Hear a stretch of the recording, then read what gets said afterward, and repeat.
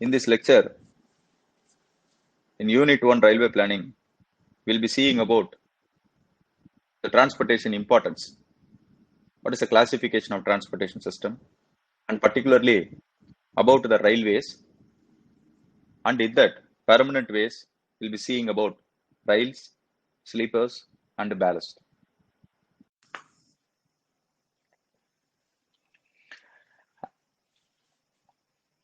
Friends, as a civil engineer reading railways, when you are working in railways also, you should know what is a gauge. Very, very important and very, very deciding terminology for capacity of the train. If it is a meter gauge, it is of low capacity. Trains will not be that much width. When it is a feeder gauge, that is of some capacity. It is the gauge defines the capacity of the train. What is a gauge? Gauge is nothing but the clear distance, clear transverse distance between the inner faces of two rails in a permanent way, or the running faces of two rails in a permanent way. You should see as a holistic picture. You should not measure the distance between this rail and the next railway line.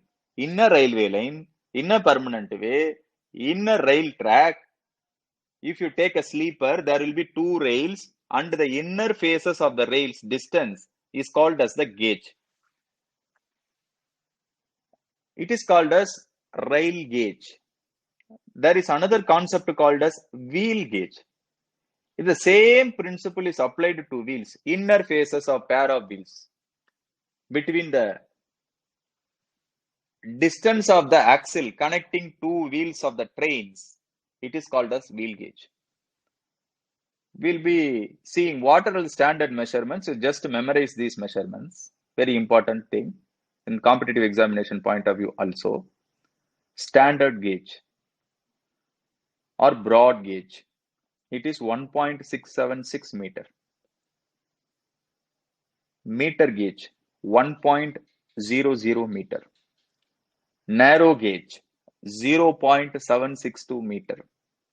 And feeder track gauge, it is 0.610 meter. The basic terminology which has been put up in this slide dealing with railway transport are, first one is ballast.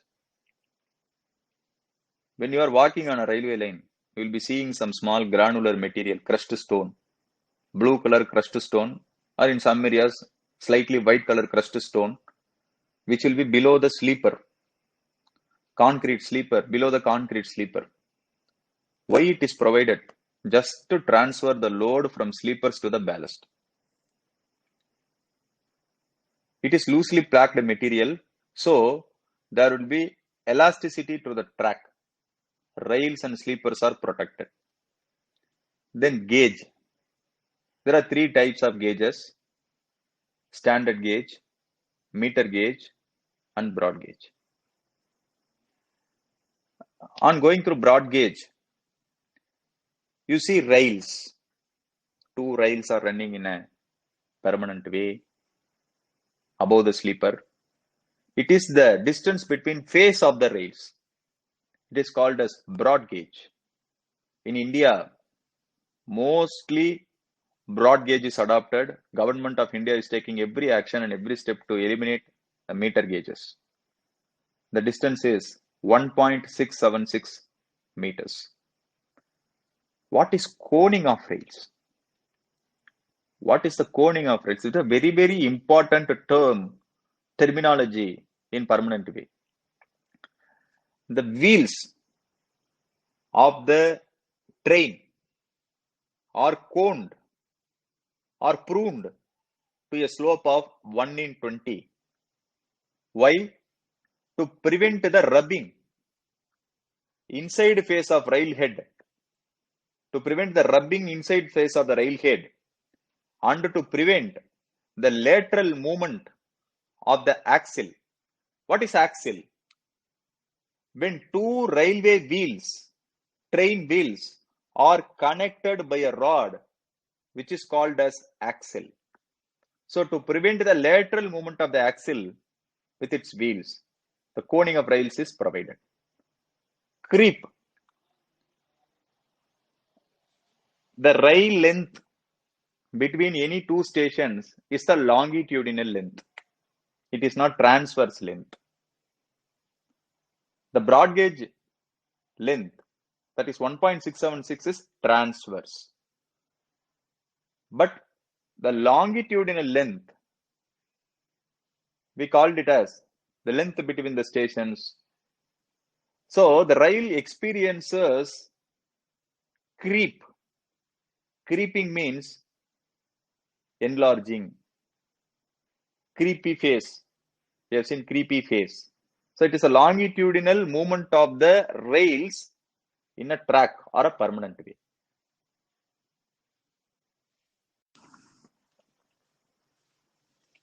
Friends, in this photograph, given a typical diagram of a permanent way. We call it as permanent way. What are all the various components you are seeing in the picture? But what you will be seeing in the picture will not be in the field now, because it is wooden sleepers. Now we are going for concrete sleepers, pre-stressed concrete sleepers. Wooden sleepers are not used in railways anymore. First one you are seeing, which is made of cast iron, is rails. You are seeing two rails is there. And the two rails are laid on a combination of sleepers. Below the rails, there is sleepers. And to hold the rails and the sleepers, it has to be held, na? We are given the fasteners. All these components, the sleepers, fasteners, and the rails, if it is put in the earth, when the train, heavy train is moving there will be more dynamic movement, and there is a chances that rail may bend. In order to avoid that, we have to provide some cushion, elastic cushion, which is provided by means of ballast. Ballast is nothing but small crushed stones which are laid to some certain thickness, which will be designed based on the earthwork. So, the combination of rails, which is fitted on sleepers, which has been held together by fasteners, rests on a ballast, and below the ballast there is earth, the common earth. Subgrade, the entire component is called as a permanent way. In continuation of the typical cross section, the photograph which I have shown in the previous two slides, I have said that the rails are joined to the sleepers by fasteners. But what are the fasteners? What is a fastener? It is called as a fish plate and bolt. Bolt, you know, fish plate, which will be reading the subsequent slides. And there are different types of fastenings. Like fish plates, there are different types of fastenings are there. I am taking you again to the highways. Whenever you are going through a curve, there will be a centrifugal force which will be pushing the vehicle outside of the curve. So you have to raise the outer edge. What is that? It is nothing called a super elevation. Same concept is applied here on curved tracks. For highways, it is curved highway. For railway, it is curved tracks. Super elevation is maintained there. And additional quantity of ballast. How to provide that super elevation? Additional quantity of ballast is provided on the outer edge of each track in a curve. That is, the base width of the ballast is kept more than the straight track. That is widening.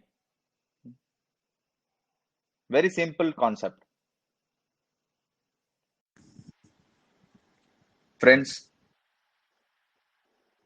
we are facing a grave threat of COVID-19, corona pandemic in our country. The government is providing lockdown, implementing lockdown. But we are crying about, there is a who and cry about economic loss. Why there is an economic loss? Since the lockdown, there is no transportation. If there is no transportation, there will be no movement of goods and services. So, the transportation plays a vital role in shaping any country. Hence, it is regarded as an index of economical, social, and commercial progress of a country. If there is no transportation, if there is inadequate transportation, there will be no economic progress and social progress. That's why any government of the day concentrates all its energies and collectivize all its synergies for giving adequate transportation, advanced transportation, faster and quicker means of transportation to the people. So it is an indispensable part for any economic progress for the country and for the world. Now world is interconnected. The entire world is a global village now. We are connected through our devices. We are connected to the world. We are connected through services. Everything is connected. We cannot disconnect anything. If we disconnect, we are reducing ourselves. We will not be competing with other people. So the main modes of transport comes in three elements of earth: land, water, and air. In the land component, there are two kinds of transport. One is temporary transport, which can be laid overnight if land acquisition problem is not there, which is called as highways. Then if it is permanent, when the transportation is permanent in land, it is called as railways. Then in air, you already know the air transport, aeroplanes. For water, you already know the inland water transport and the international water transport. So we'll be dealing with the basics of all the three: the railways, airports, and waterways in this video lecture.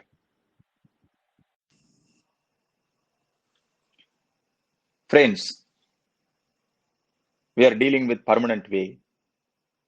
Anything we are dealing, there should be an ideal or a typical one which should be maintained, which is the standard with the basic requirements.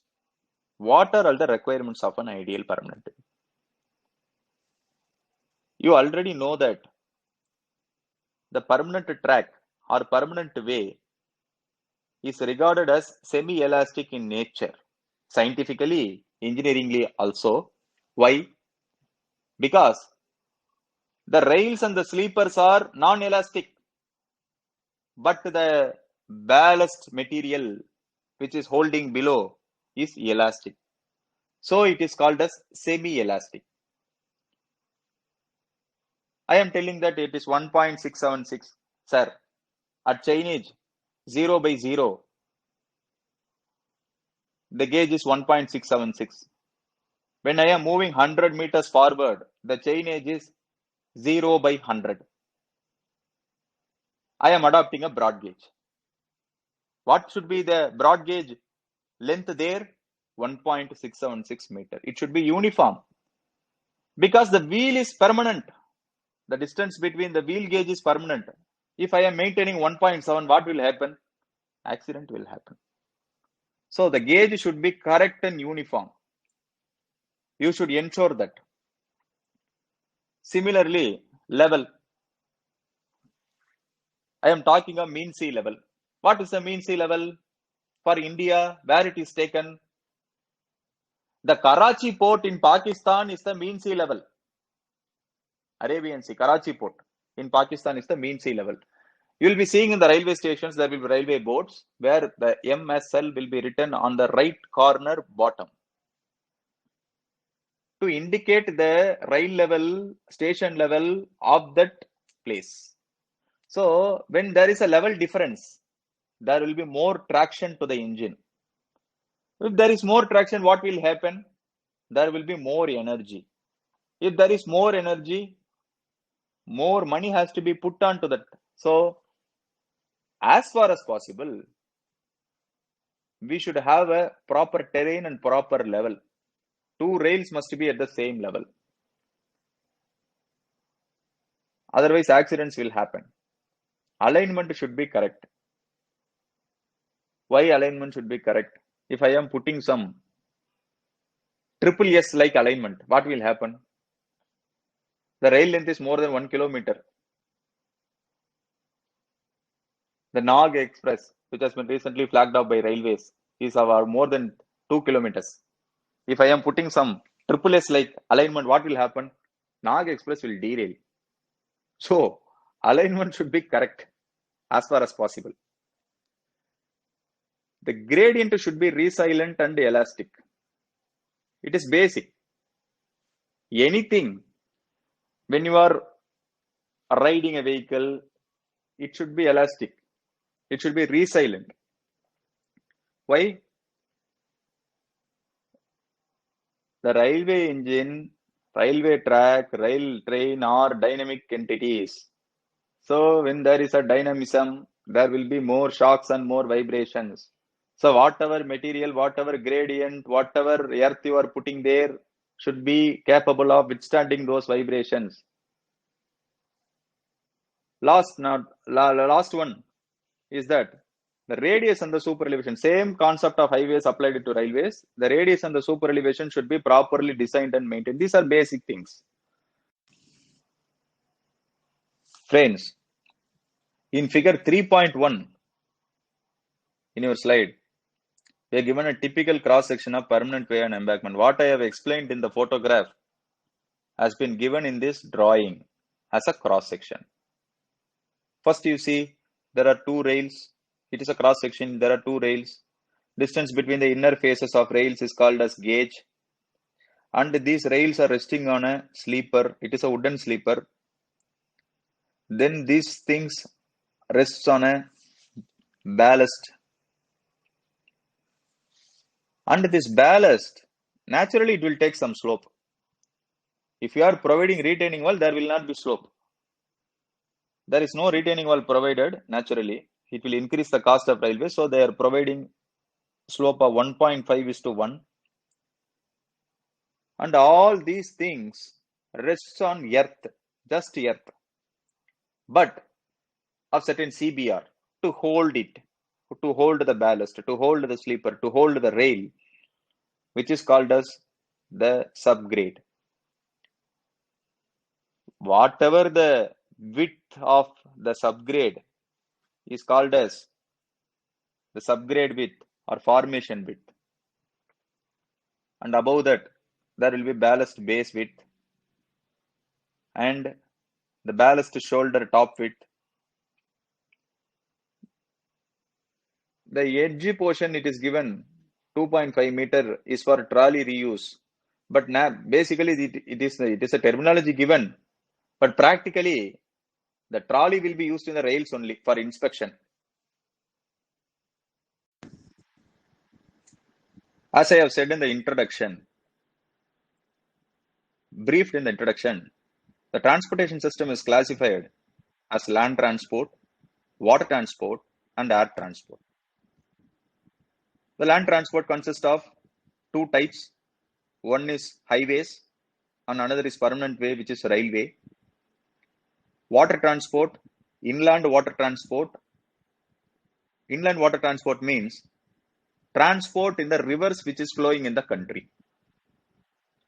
Coastal transport means in Bay of Bengal to Arabian Sea and international waters. Coastal transport. The air transport, domestic air transport between Chennai and Bengaluru, between Delhi and Hyderabad, it is domestic air transport. Then international air transport from Delhi to London, from Delhi to New York, from Seoul to Kuwait, like that. So this is the basic classification of any transportation system, which you have to understand, comprehend, and put it in your mind.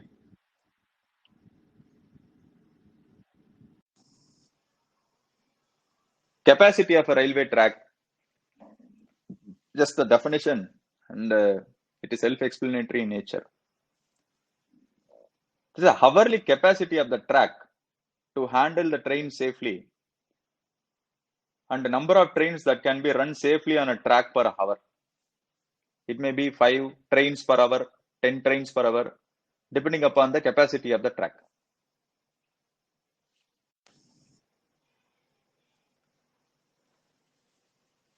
Friends, everything we are putting intact, but when the groundwater level increases up to the ballast point, can the train move? Why trains are cancelled in Chennai, Egmore when there is heavy rains? When the water level reaches up to the rail level, there is a problem of durability of the track. We cannot rely because below that earth is there. It may fail. So there should be a proper drainage system.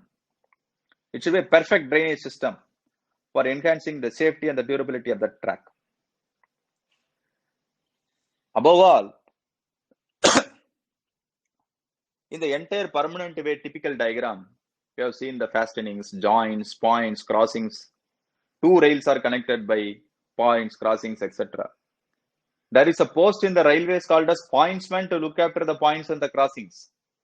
It shows how important the points and the crossings is there. These are all the weakest links which may lead to an accident. So it should be properly designed and maintained.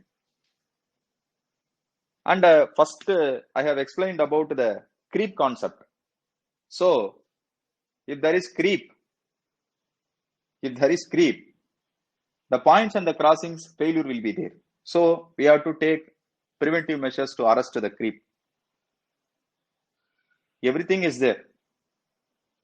Any equipment, any device will be efficient up to 67% to 70%. Human itself is efficient up to that percent only because it is human made. So the rail may fail, the fasteners may fail, ballast may fail. So it should be easy for renewal and replacement. As an engineer, what are your considerations while designing the permanent way is that we are a developing country, so low initial cost for construction,